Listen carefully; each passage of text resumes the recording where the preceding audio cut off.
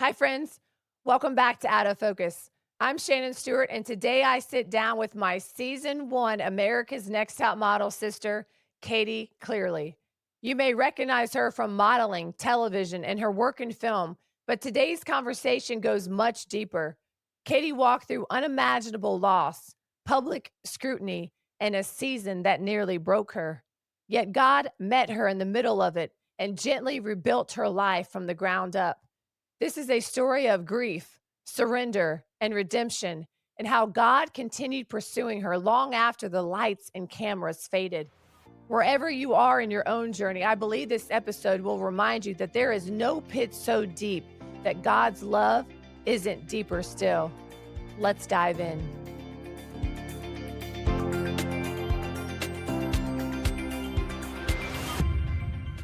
Katie, I am so excited to have you on the podcast. This is seriously a blast from the past. I think it's been 20 years since we've seen each other or talked like Yeah, this, at least. I can't believe it. It's been over 20 years. Yeah, I think 2013, and that was wow, I feel old. 2003. Oh my wait, 2013. Oh my gosh, what am I talking about? 2003? That's What? nuts, right? I can't believe it. Doesn't it seem like yesterday in a way, top model in some aspects? Because it It does for does. me. It does. No, just because like, people keep contacting, they'll be like, "Oh, I saw you on Top Model the first season." I said, "That's a long time ago." But it definitely gave us a platform, I think, to be able to do something greater, right? Yeah, it definitely did. It's amazing. I think when COVID hit in 2020, people were bored, stuck inside their house, and they started Yes. rewatching Top Model because I started getting asked to do interviews and different things, but people started writing me, and it was like 2003 all over again No in a way. way. I love it. Well, you look beautiful. You look the same. It's You look just the same. I remember seeing you in California for the semifinals, and I saw you. I was like, "She is stunning." I oh, just knew you were gonna be sweet. some competition for me. And so are you. So are you. And I'm so happy that we connected on so many levels. And of course, our faith being key, being number one. Yes. Since we're talking about Top Model, I'm sure there's gonna be some Top Model fans tuning in for this. What was season 1 like for you? Wow. Well, season one was interesting because I really didn't know what to expect. I was in college at the time and I lost my tape actually. And so, yeah, I had a producer call me and they said, okay, you got to make one more tape because we lost it and you might be selected. I said, okay, great. So I made another tape. I didn't think anything of it. I just mailed it in and I got a call from Tyra. And they told me ahead of time, like, make sure there's a camera set up by your phone because we want to catch the moment. Right. And I thought, what is this? This is crazy. And sure enough, Tyra called me and I was like, there's no way this is Tyra. And she goes, girl, she goes, yes, this is Tyra Banks. She goes, I'm so sorry you didn't make it. And I said, oh, I said, well, thanks for letting me know. But like, if you don't mind me asking, why? And she goes, girl, I'm just messing with you. She goes, of course you made it. Pack your bags. You're going to New York. And I'm like, there's no way. This is crazy. And so I really didn't know what to expect. And we watched the premiere actually when I was in college in Wisconsin and we had a Wow. bunch of people over. It was fun. I mean, this was like, gosh, 2003 is so long ago. So long ago. I remember the first morning waking up and I had braces, so I had my retainer in my mouth and a camera was in my face. And I remember thinking, "Oh no, I need to take my retainer out." The camera was in my face. That was a whole new world because I was from a Yeah. small town and being in New York City in a big city, living with girls from all different backgrounds. It was a unique experience. Very unique. I know. But it was worth it because like I said, like it gives you a platform to be a voice for something much greater than yourself and spreading the word about Jesus and faith and Christianity. And then my mission for animals and raising awareness for endangered species. And that's really my mission. And that was the platform I was able to use as a result of that show and then Deal or No Deal and a couple different shows that I've done along the way. But I forgot about Deal or No Deal. I saw you on that. yeah, that was good. It was a good run for 4 years, and Tyra is actually on the show. It was so funny. Really? She was like a guest on the show.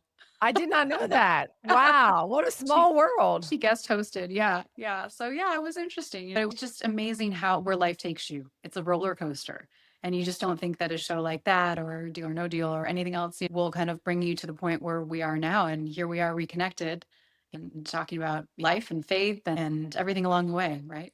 It's amazing. God does put people in our past at different times. He may remove them for a time and for a season, and he may Mhm. bring them back. And this is full circle. This is I so awesome. know. And then It's I get to amazing. dive into your story and to your testimony, and I get to hear about all the things that God has done in your life. And I am super excited. It's something that only God could write. And I'm just so excited about this. 100%. I'm so happy that you reached out to me and I was able to be on your show because I really I saw that you uploading this podcast. I'm like, this is incredible. I love the fact that you're doing this and you're spreading faith and Jesus' message. It's super important, especially now.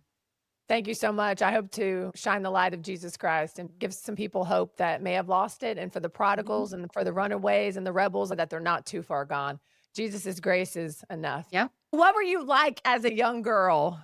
Oh, I was a tomboy. I always liked to get my hands dirty. I was always like exploring in like random forests. My mom's like, "Where are you going?" And I'm like, "Yeah." And I would rescue animals. And I was 11 years old. I started saving puppies and kittens and bottle feeding them with my mom. And we grew up in the suburbs of Chicago. And she was a single mom, so she worked really, really hard. And I was basically raised by my grandparents. My grandfather, I feel like he was always really my father figure, and my grandmother, like my second mother. And so if it wasn't for them, I wouldn't have the strength to get through this roller coaster that has been the last 10 years. So blessed that I had them. And my grandmother's going to be 102 this year. So she's still living. And Oh my yeah, goodness. Does she incredible. still live there? She's still in And Chicago. Yeah, she's still in Chicago. wow, So I'm that is just, amazing. yeah, it's such a blessing because so many important people have passed from my life. And I know that we'll see them again. But yeah, growing up was very interesting. I was around all adults my whole life, only child. And my passion was saving animals, rescuing wildlife. We would, you know, oh gosh, find everything. We would birds that fallen out of a nest, or squirrels, or bottle feeding kittens and finding them forever homes. That's really was a passion of my mom's that she bestowed upon me. And that's why I feel like being in the entertainment business at such a young age also was able to strengthen me and give me that fortitude to continue with my mission now for saving animals and being a voice for them. Were you raised in the church? I was raised in the church, yeah, so, Roman Catholic, and I would have to go to Sunday school every Sunday, but I didn't really understand it back then, and so now I realize, wow, this was incredibly important, one of the most important things that my family gave me. I was, had a confirmation and communion and all the Roman Catholic traditions. Now I consider myself more Christian, and truly, there's been so many things in my life and so many, moments where God has truly saved me, and I know that I'm here for a purpose and a reason because it could have gone the other way so many times. And I know that we're all being protected, those that have faith and have a greater purpose. And we'll find out one day when we meet Jesus, what was all this about and why going through so many trials and the heartbreak and the turmoil and the loss. But we wouldn't be who we are today if we didn't go through it. True, and we can't see the whole picture. We only see in part, and he sees it all. Everything. Trust me, when I get to heaven, I'm gonna ask a lot of questions.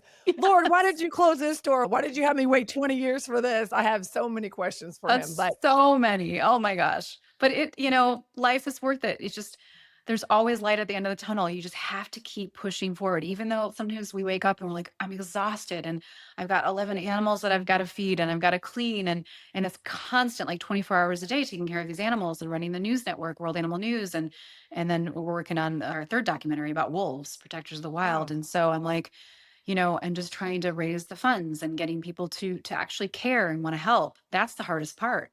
Convincing people that animals do matter and they deserve our protection and our respect. And so we just have to keep fighting every day because God knows that we're not going to give up. That's why he put us in the position that we're in.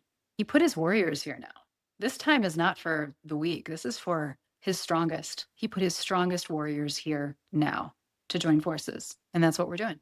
Amen.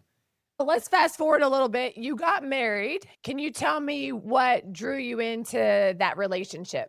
So I met my husband at a dog park in Los Angeles, and he was a huge animal lover, and that was really key. I thought, okay, I need to find somebody that loves animals just as much as I do, and I'm a sucker for the tall, dark, and handsome. He was like 6'4", blue eyes, and such a sweetheart. Had such an incredible, kind soul.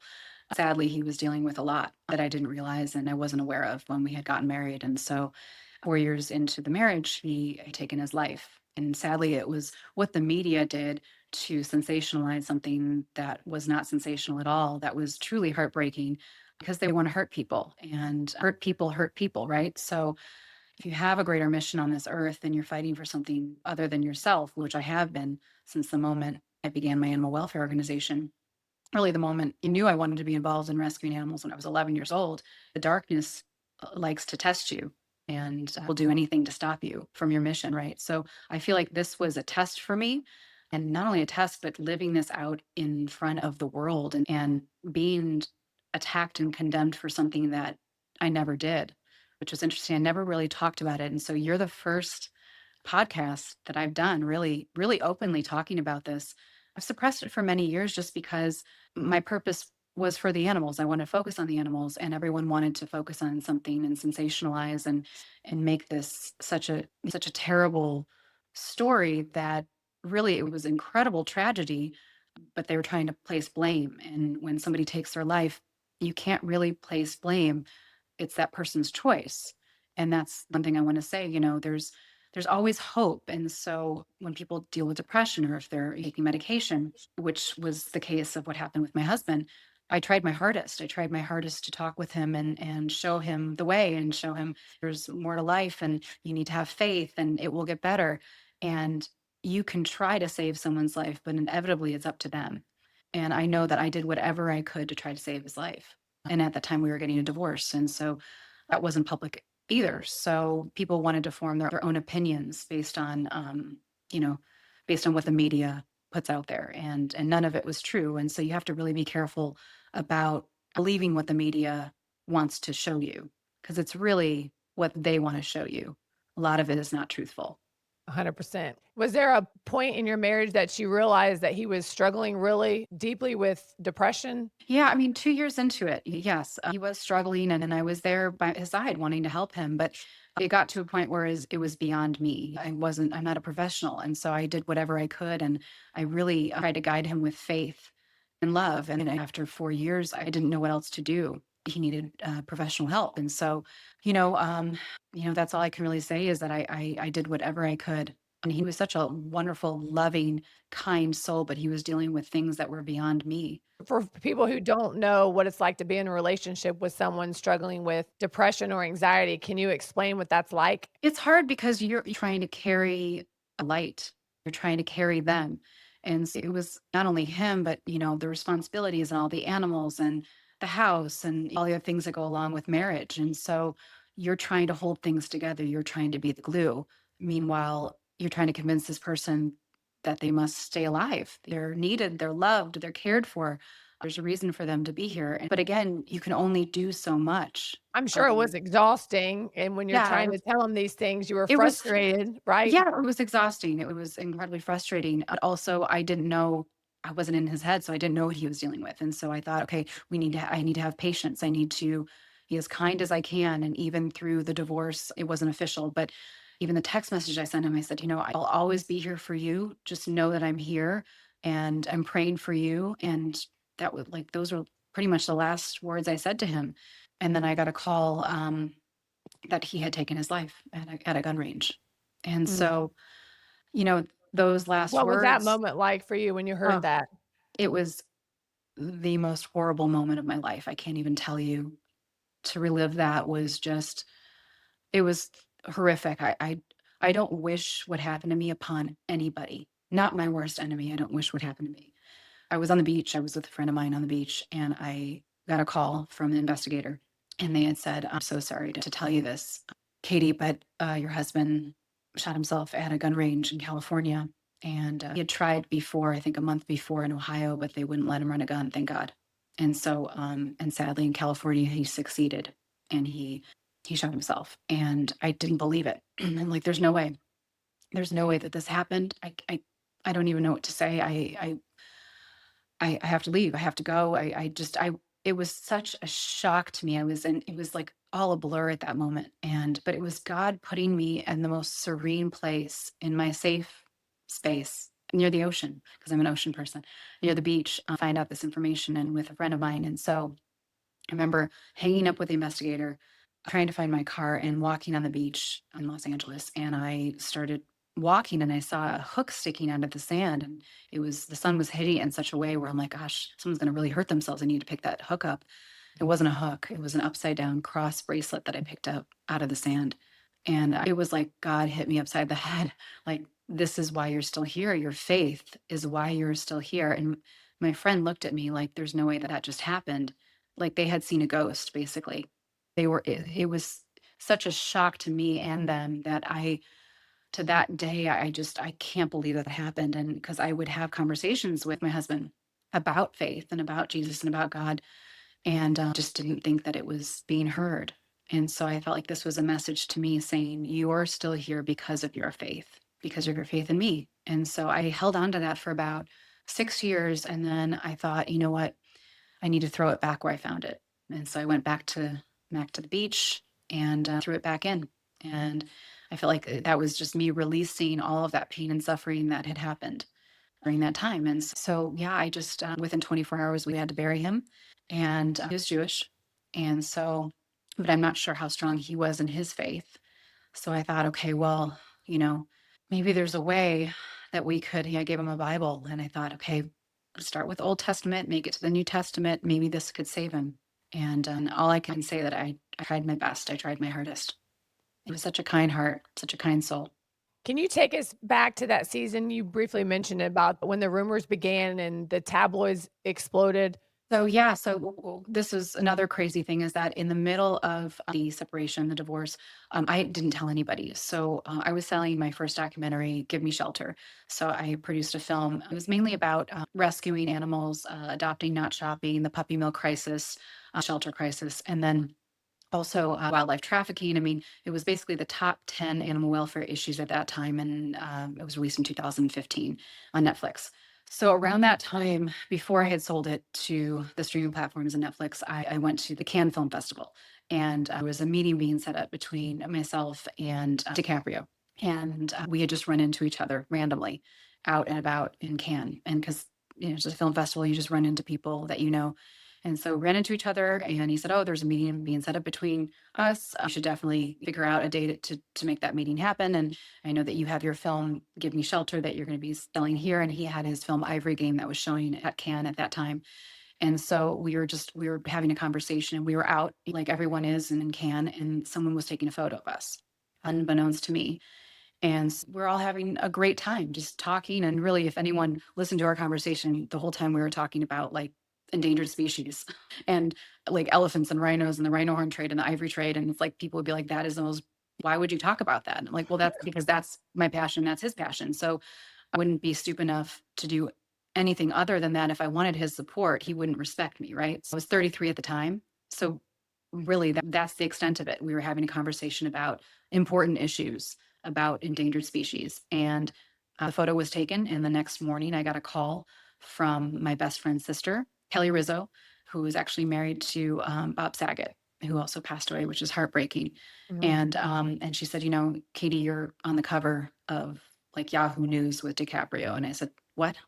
And the first moment that came across my head is I hope that Andrew doesn't see this because this is not what people think it is. We were talking about our documentaries and a documentary that I put my life savings into and that I took what 4 years to make, you know. And so it's not what people thought. It was a conversation, and then TMZ and all of these trashy media outlets picked it up and tried to sensationalize it, and then his friends, Andrew's friends, fueled it, and so making me look like I'm something other than who I am. And the people that know me truly know my heart and know that I would never do anything like that. So, and we were going through a divorce as well. So no one knew that. So then it just blew up. It was all over the media. It was a nightmare. I couldn't leave my house. And a month later is when Andrew took his life. So TMZ took that story and essentially re released it a month later when he had passed and said, it must be because of these photos, which he was dealing with depression for a very long time. So I think since he was young, and I really didn't know at the time that we got married that this was an issue. That was also hidden from me, which is not okay. So this is what happened. So I felt like I was literally put in the middle of Hollywood and stoned to death for something that I never did. And I've never talked about it. I had a couple meetings set up with, I think it was People Magazine, and I thought these people are going to spin it. They're going to spin it. And not just People, but all these other, Us Weekly and all those. I just felt I'm not going to, I don't owe these people anything. I know who I am, and the people close to me know who I am. and I'm going to rise above this because I have a bigger mission here. I don't wish what happened upon anybody, but it's made me stronger as a result. It's just sickening what the tabloids do, how they can take a picture and twist it because Oh, pictures yeah. can appear all kinds of ways. You can be having a conversation with someone and they might catch you laughing and Yeah. there's nothing going on. Nothing going And on. Yeah. it's just disgusting and character assassination. And they just literally want to destroy someone's life Hmm. by a lie to spin whatever narrative they want to They spin. want. Exactly. Exactly. Yes. And then of course it fuels it because the other side wants to place blame. And how could you place blame on somebody when you had absolutely nothing to do with that? And sadly it was his choice. And I tried whatever I possibly could to save his life. And it inevitably is still that person's choice. And so every day I've been praying every day. And I was for 2 years, I woke up every morning with like heart palpitations, like I was going to have a heart attack because of what I was put through and just being fought left and right. And what is the media going to come out with today? And I couldn't leave my house. And it was really, really terrible. I didn't think I was going to survive it. And then to add more on top of this tragedy, 7 months goes by, and I get a call from one of my closest friends who introduced me to my first love. And this is before Andrew. This is when I first moved to LA over 20 years ago. His name was Greg Plitt. He was a big fitness guy, and he had gotten hit by a train 7 months after my husband. And so I didn't want to live anymore. I got down on my hands and knees and I prayed to God to save my life because I thought, how could I lose? My husband was 40 and Greg was 37 at the time. And I thought, the worst pain you could possibly feel. Because I was still upset with my husband for him doing what he did. With Greg, it was an accident. He got hit by a train. He was doing a fitness stunt, trying to outrun a train in Burbank, and he got hit. He didn't realize the speed of the train. And he lived life on the edge, Greg. But he will always be my first love. Always be my first love. And of course, my husband, we live people differently. Like Greg was my first love. My husband was my second. I married my husband, but I love them, both the same, but differently. They were different people. And I don't believe there's just one person you love in your life. There's multiple. I love, my girlfriends. I love my family. I love my mom. I love my animals. Love is not just like to put in a little box and given to one person. There's so many different types of love. What were the lies you were tempted to believe about yourself and about God during this time? You just lost 2 people, and then you had to experience the paparazzi and the twisting with Yes. TMZ. What was that like for you? It was heartbreak. I didn't think I could survive it. I really didn't. I thought, I'm gonna die of a heart attack because of everything that was being thrown at me from all different angles. And I'm not gonna get into all the details, but it wasn't necessarily from my family's side. Let's just put it that way. And I feel like, again, like if I could make it through this, I can make it through anything. This was a test. And 2 people came up to me about 6 months after this happened. They didn't know me, but one of them, I remember his name was Christopher Cross. I was in New York. I was promoting my documentary, and he came up to me, and I'll always remember this. And he said, "You made it through." And I go, "Do you know me? Do I know you?" And he goes, "No, I know you." He said, "You made it through." He said, "My darling, this was a test." He goes, "You need to keep going. You're here for a bigger purpose. You were put here for a purpose. You need to keep fighting." And I'm like, wow, this is just, I can't believe this. This person, I had no idea who this person was. And I said, "Did you read anything in the tabloids? Did you hear about the story?" And he goes, "No." He goes, "But I know you and I know your mission." He said, "This was a test and they tried to destroy you. They tried to get you down and they didn't win because your faith is too strong." And I said, wow, if that is an affirmation. And then another lady came up to me in Cannes. So you hit So rock bottom. Did you tell me that you were on your kitchen floor, or did I make this I up? When was we had literally, no, no, no. I told you that before. I was praying on my kitchen floor. Yeah. And yes. And it was after this happened and after I found out about Greg. So it was my husband and then Greg 7 months later. And Shannon, I've never felt pain like this in my life. And we've all had a broken leg or sprained ankle, or this is a different type of pain. This is a pain I can't even express to you. The pain, I couldn't breathe for, I would say, like a solid week. Like I could, where you can't catch your breath and you're like, and you're like suffocating basically. I couldn't talk. I couldn't breathe. I'm like, I cannot believe I lost the 2 loves of my life. I can't believe this. Like, why, God? Why did this happen? And so I'm on my kitchen floor praying, like the tears just streaming down my face. I'm like, I cannot believe this is happening right now. I want to live. I didn't want to continue. Did you turn to God during this time in desperation? To God, yeah, I cried out. I prayed to God to save my life. I said, please, I don't want to live anymore. Would you say that you experienced his presence? Did you feel him, and Oh, was that 100%. then A hundred a percent. turning But point for you? but yeah, but the devil was working overtime, Shannon. Tell me about that. Oh, it was like it was the most I'm a very happy person. I'm very and I know you are too. Like I'm positive, I'm happy, I'm always trying to uplift others. No one really sees me like upset or depressed, right? I have never been so low in my life. And I just kept saying, why? Why is this happening? Why? Like they're so young. 40 and 37? Why? I was Mhm. 33. 33 is when Jesus died. This all happened when I was 33. And I thought that was 33 to me is a magic number. And 11, of course, on Deal or No Deal. But 33 is my number now. And anyways, I was on the floor and I thought, I can't let this destroy me. I know that Greg, specifically Greg, because we were in the same entertainment field. He was in fitness and he had done modeling. We had also done some modeling together and done a bunch of magazines, fitness magazines and things like that. And I know he would tell me, encourage me, like, you have to keep going. I would want you to keep going. I would want you to keep fighting. You can't let this get you down. And so it was really Greg's voice that really helped me, encouraged me to, like, this is a test. Again, this is a test and you're going to make it through. And there's always light at the end of the tunnel. And I stood up and I thought, okay, there's a reason for everything.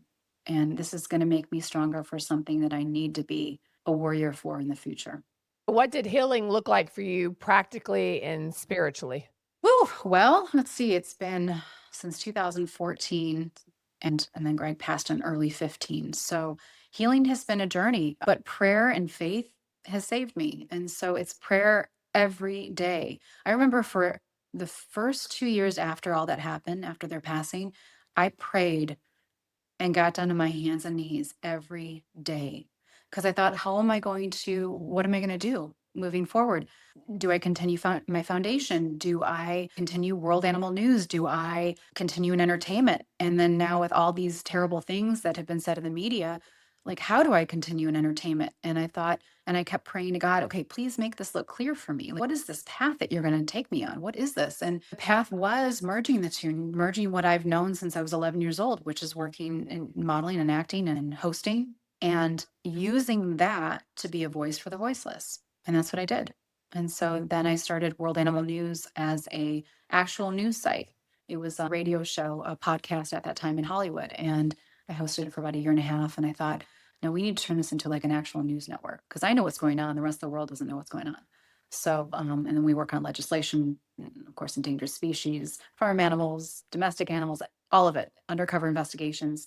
We cover it all. And that's how it all began. But it took about 2 years of solid praying every day for God to just help me and show me the way.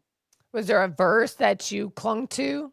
Actually, our Father who art in heaven, hallowed be thy name. That was how I always begin my prayers, but wasn't a verse. It was just having a conversation with God. And that's what he wants. He wants us to have a relationship with him. And that's why, of course, the church is important because he says, wherever two or more are to gather, I'm here, right? So that's important. But I think just having this open conversation, open dialogue, and speaking with him and speaking from your heart and not holding anything back. I mean, I lost everything. Everything that I knew I had lost. I felt completely alone, but he never abandoned me. Never once.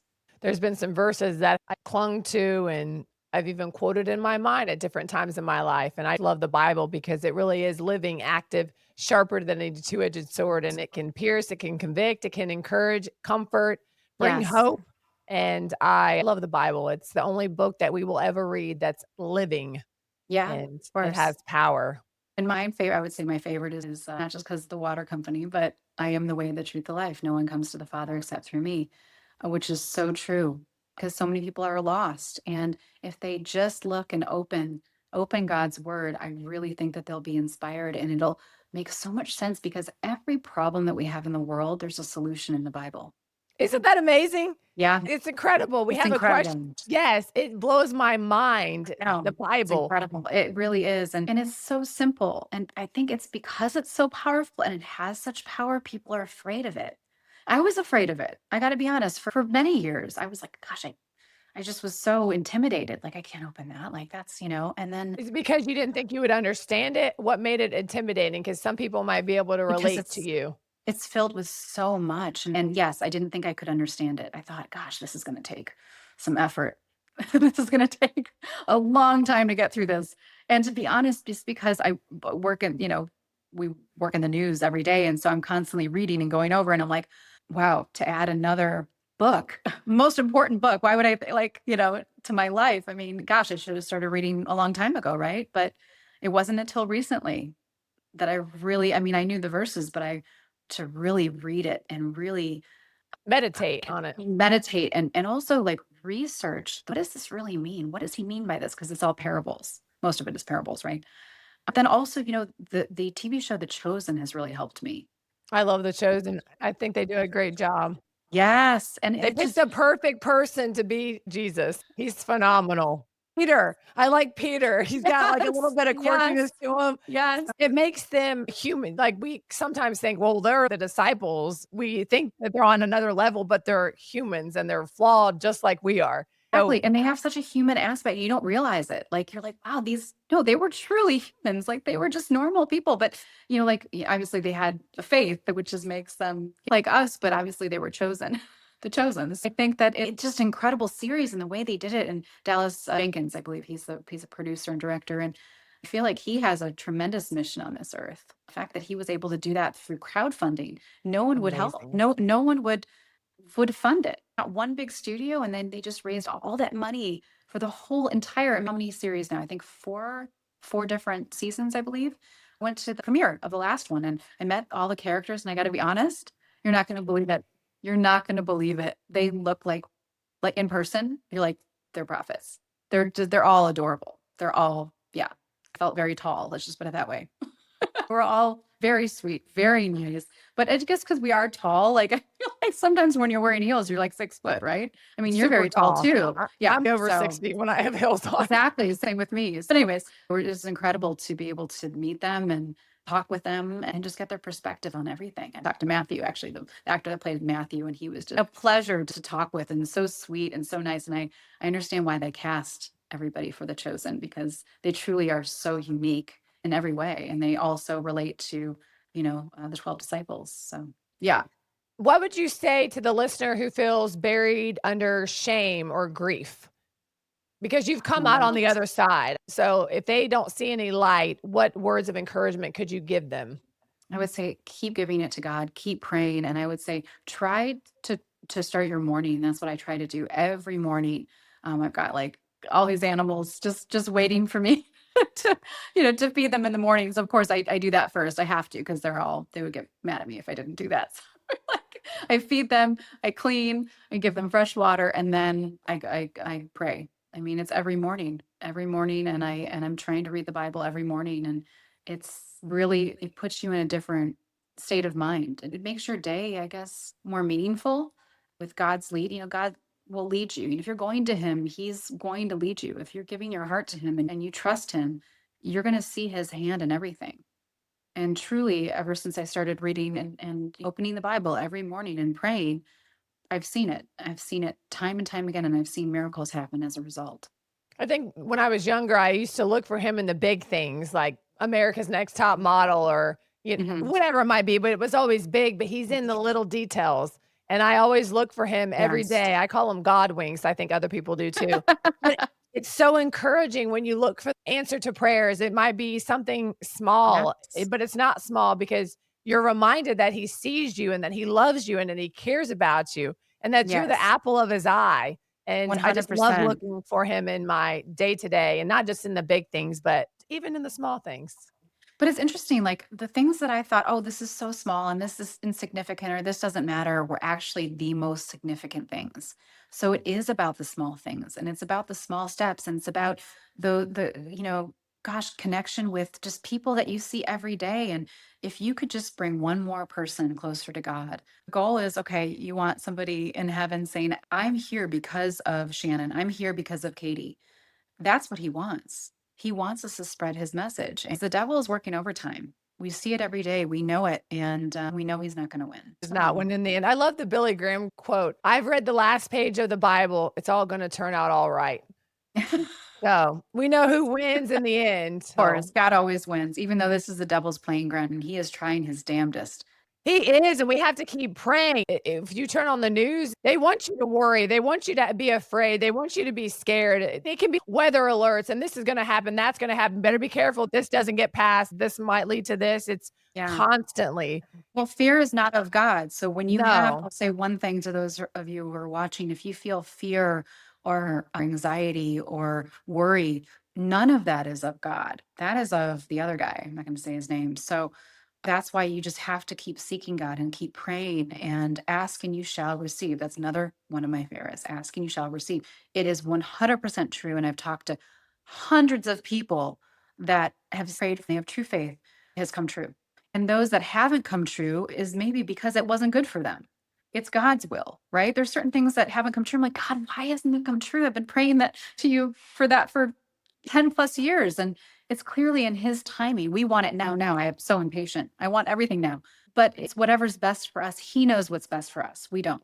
And heaven's timing is different than our timing. So true. He says, "A thousand years is like a day, and a day is like a thousand years." God is not in a Right. rush. He is not worried. He can see all of our lives laid out before his very eyes. And he's like, "Oh, that's going to work out." He's at complete peace. We get nervous and afraid because we can't control it. Or my mind, I like to figure things out. And growing up, I tried to figure God out. I believe that he was the God of the impossible. So I did suffer great disillusionment sometimes because my desires didn't always line up with his will. And Mm-hmm. that was hard, but like you said, we don't see the whole picture, and he does, and he's not in a Yeah, rush, and if it's his will, he will work it out, and if it's not, he has something better in mind. absolutely. And looking back, I'm like, wow, well, thank God that didn't happen the way I wanted it to happen. Right? I'm like, because that would have been a nightmare.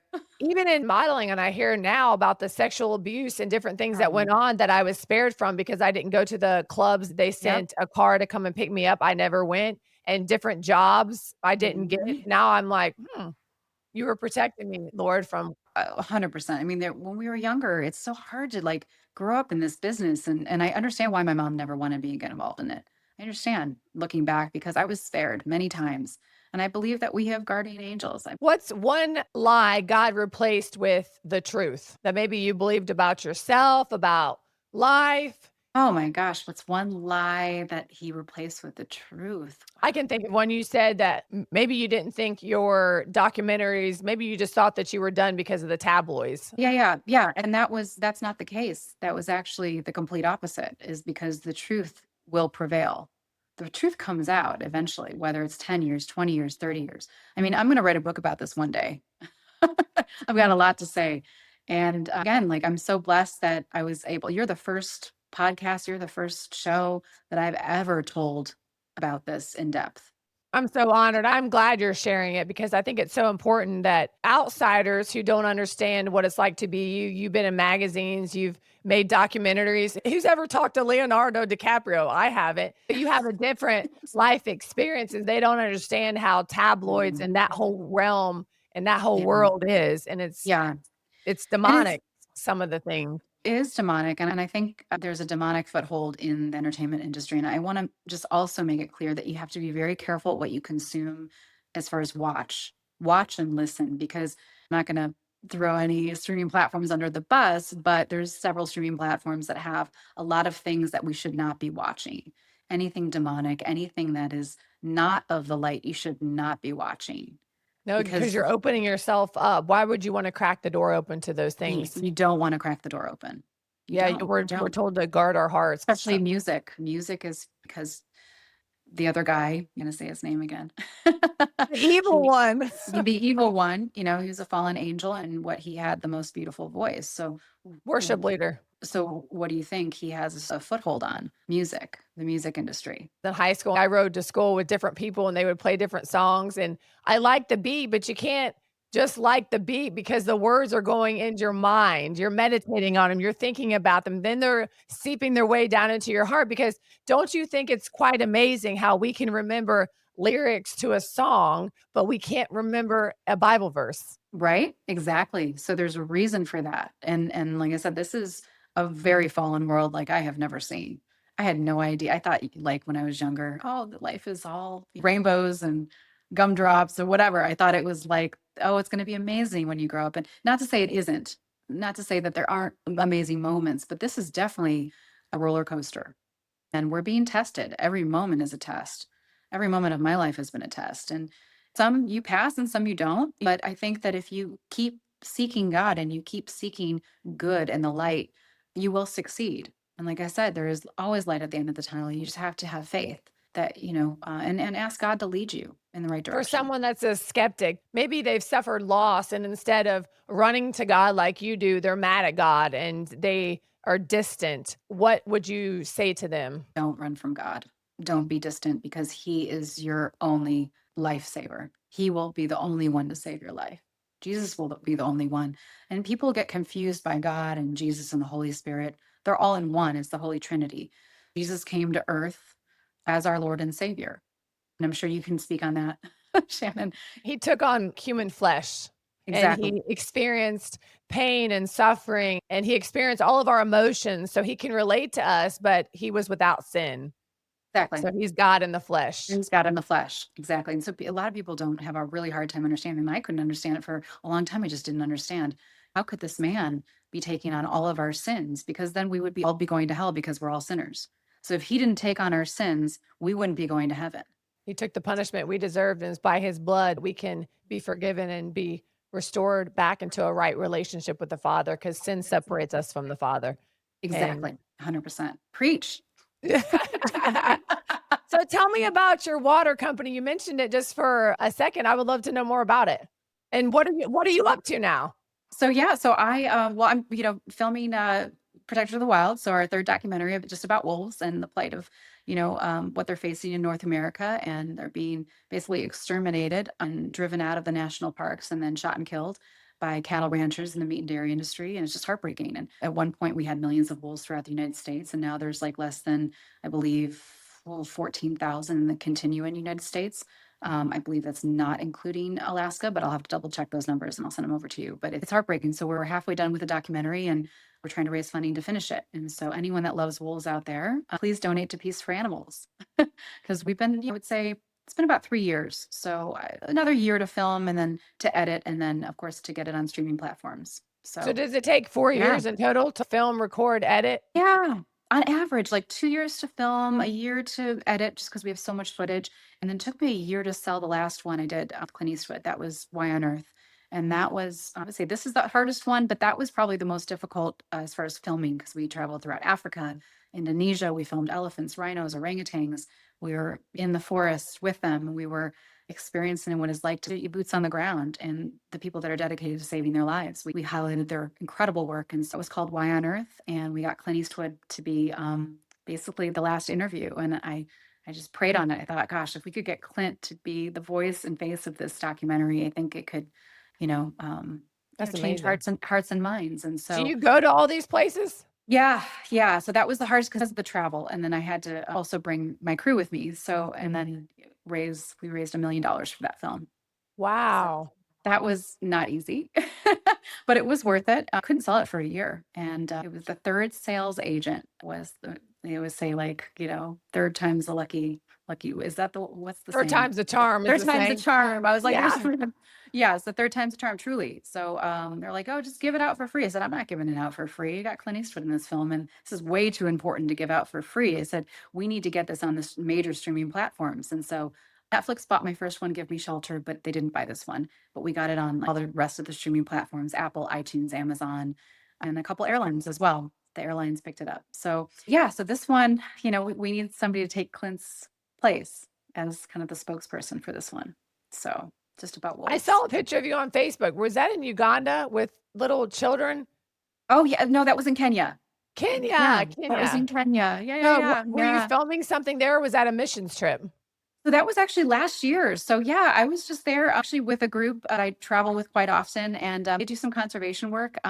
during their trips. And I was actually in South Africa for a month earlier, the year before. So yeah, so it was in February, I believe. I can't believe it's last year. I feel like it's been like a couple years. But so I went to Africa twice last year, and then the second trip was around my birthday. So in September, we visited the school. Alum, it's in primary school in Kenya, I believe, and so they do some conservation work there, and they needed help with computers, and they really don't have anything. They don't even really have clean water. They have a well that they have to pump every day, and the floors of the school are dirt. I mean, it's not. They don't have the luxuries we have here, and so yeah, so I've been helping them. I bought them a couple computers, and hopefully we can get some clean water, and that's where the water company comes in. So yeah, Our church, Be Renewed yeah, Church, has drilled a few wells in Africa. how And what's amazing! interesting is that when you drill a well, it's an opportunity for a pastor to be in there. And then all these people get to hear the gospel because now they have clean drinking water. I love that. I It's love that. amazing. Yeah, Yes. yeah, yeah. And So it doesn't cost that much to give a bunch of people clean drinking water. I think we raised 2 wells of generosity of our church. Yeah. Was that's amazing. incredible. Mhm. I forget the number that they can drink, but it's like just clean drinking water, something that we take for granted here in America. Yeah, they can't just turn on a tap in their kitchen sink. They don't have it. I mean, I was in Ethiopia as well, and I'm sponsoring a family in Ethiopia, and I mean, they didn't have the basic necessities. They had one bed for six children. Again, like the dirt floor, like the house was falling apart. And I've never seen any living conditions like this. They don't even have a bathroom. I don't even know how they shower, they wash. I mean, it's that bad. And so I encourage people, like, if they ever get the chance to travel to Africa, go to Ethiopia. I know that people are probably afraid to go, but don't be afraid to go. I'm sure they would just, when they saw us, they were thrilled because that means that there's help. There's people that care. There's people that don't see it as like being fearful of going. I mean, everyone I talk to is, I can't believe you've gone. I can't believe you've gone. I said, well, why? And they're so scared to go. And don't be scared. I mean, these are people just like, they have the same values as us. They just don't have the same luxuries. They don't have the same government system. I don't know. The corruption runs deep, but this is worldwide. Ethiopia used to be one of the wealthiest countries, right? Filming these documentaries, does it provide you an opportunity to share the gospel with the people in those specific countries? 100%. Yeah. And that's something that I want to do more in the future. Ever since I started opening the Bible every morning, now I'm like, okay, I know exactly. So that's the thing is when you have faith, but you haven't read the Bible, it's hard to preach on it because you don't necessarily know God's word based on what you've read, right? So you really have to know it in order to preach it. So now that I know it, now I feel like I can better preach it and I can share the gospel freely and more openly. And so next time I go to Ethiopia or Africa, which I try to make it out there every year to visit our animal welfare partners, Care for Wild in South Africa, and we also filmed at Sheldrick Wildlife Trust. Even though we help them, they're not one of our partners, but love to continue to support their work. And they rescue elephants throughout Kenya, and Care for Wild rescues rhinos throughout South Africa. That's amazing. That would be a great opportunity for you because you travel the world and to be able to visit all those countries and to be able to bring them a Bible. Or we just recently heard about Unknown Nations, and we're doing that as our Christmas offering, but they're solar Bibles and they're the language of the country that they're in because not all of them know how to read. And so they can play these Bibles and they get to hear the Bible all day long while they're working. I And it's love just, that. Let me yeah. know if I can help in any way. And of course, the water company, the Way Truth Life Water that I just founded, is to also spread God's message and basically the opposite of, I don't even want to say the name, liquid death. And that's actually where I got the idea. I was at the Sundance Film Festival, and Liquid Death, I think, was on one of the, I don't know if they were. I didn't even know what that was because it looks like a beer can. I'm like, what is that? Well, I think So, it's done on purpose, right? And to oh, cater to do teenagers. you is yours water bottles or do you drill wells?